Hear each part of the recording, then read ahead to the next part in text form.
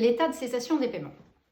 En cette période de crise sanitaire, dont on nous dit qu'elle va se prolonger en crise économique, nombreux sont les chefs d'entreprise à se demander ce qu'est vraiment l'état de cessation des paiements. L'état de cessation des paiements, c'est une notion qui permet de déterminer si une entreprise doit déposer le bilan ou non. Et contrairement à une idée répandue, ce n'est pas une notion comptable, c'est une notion juridique. Elle est définie par le Code de commerce à l'article L631-1. Être en état de cessation des paiements, c'est pour une entreprise ne pas pouvoir faire face à son passif exigible avec son actif disponible. Alors, qu'est-ce que le passif exigible?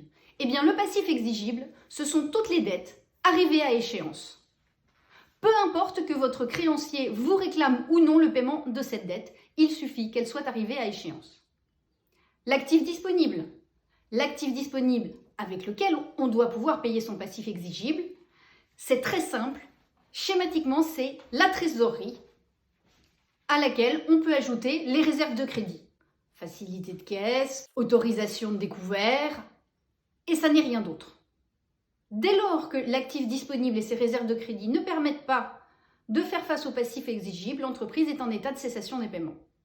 Et cela a une incidence immédiate, c'est que la loi fait obligation à cette entreprise de demander soit l'ouverture d'une procédure de conciliation, soit de solliciter l'ouverture d'un redressement judiciaire, ou si elle n'a vraiment plus d'activité, d'une liquidation judiciaire, dans un délai de 45 jours.